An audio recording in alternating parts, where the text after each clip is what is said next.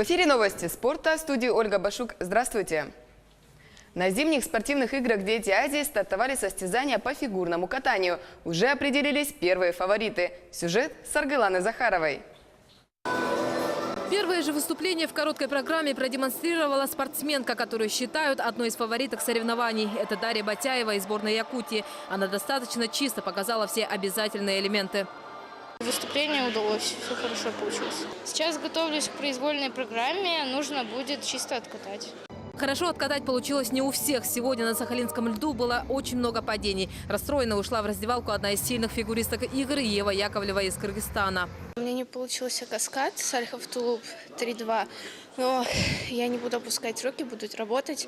Я его хотела сделать, но впереди еще произвольная, так что будет еще борьба между девочками. По международным правилам короткая программа длится 2 минуты 40 секунд, а вот количество обязательных элементов на детских соревнованиях сокращено до 7. Здесь очень разный спектр участниц. И участников мальчиков то же самое. Есть спортсмены, которые могут с успехом выступать на юниорском чемпионате мира, а есть спортсмены, которые, в общем-то, делают более-менее первые шаги на льду. Всего на фигурном катании заявлены 33 участницы. Впереди их ждет произвольная программа. Аргылана Захарова, Сергей Козюра, Сахалин, Дети Азии. Соглашение о проведении Кубка мира по вольной борьбе 2019 в Якутске подписано в Москве между Якутией, Объединенным миром борьбы и Федерацией спортивной борьбы России.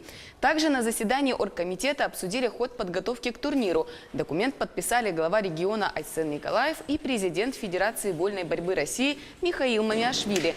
Престижнейший международный турнир пройдет в Якутске впервые 16-17 марта. Эти соревнования в последний раз на территории России проводились 8 лет назад и теперь снова возвращаются в нашу страну. И на сегодняшний день свое участие подтвердили 8 команд. Среди них сильнейшие сборные планеты – Россия, Турция, Иран, Монголия, Америка. Михаил Мамиашвили отметил, что формирование сборной нашей страны также идет полным ходом. Я убежден в том, что представители Саха-Якутии, достойные представители, они будут в составе национальной сборной, они придадут дополнительные интересы, дополнительные ажиотажи, дополнительные эмоции для наших болельщиков, которые, убежден, переполнят зал в Республике Саха-Якутия.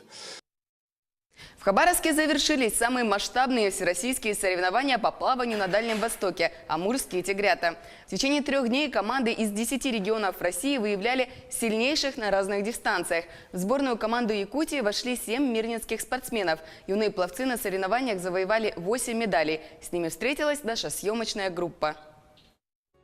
В этом году соревнования по плаванию «Амурские тигрята» впервые обрели статус общероссийских. Мирнинские спортсмены завоевали на этих состязаниях 2 серебряных и 6 бронзовых медалей. Для юных пловцов это первый опыт участия на подобных соревнованиях и сразу большой успех. Мы же съездили на Амурские тигрята, и там я получила по 400 метров вольный стиль, 3-й взрослый разряд. Сильно я очень волновалась, как и все наши ребята. Но с нами всегда был наш любимый тренер, и он всегда нас поддерживал. Юные пловцы говорят, наши медали – заслуга в первую очередь тренера. Антон Касьян работает в культурно-спортивном комплексе 3-й год. Преподаватель быстро нашел общий язык с детьми. Я был очень доволен, потому что они превзошли мои ожидания. Я надеялся, что мы, конечно, можем зацепиться за призовые места, подняться на подиум.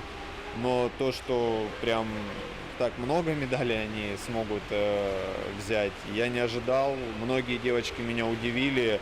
Каждый день они боролись. Я уже не ждал от них, но они показали действительно хороший уровень. Я ими очень сильно горжусь. Сегодня у Антона Касьяна более 40 воспитанников. Родители признаются, что хотели отдать тренировать своего ребенка именно ему.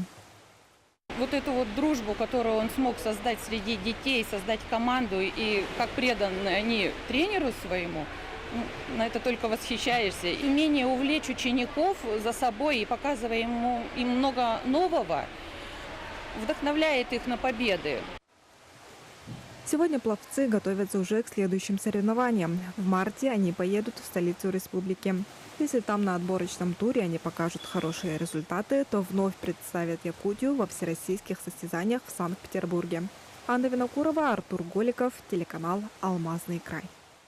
Это были новости спорта. Всего доброго.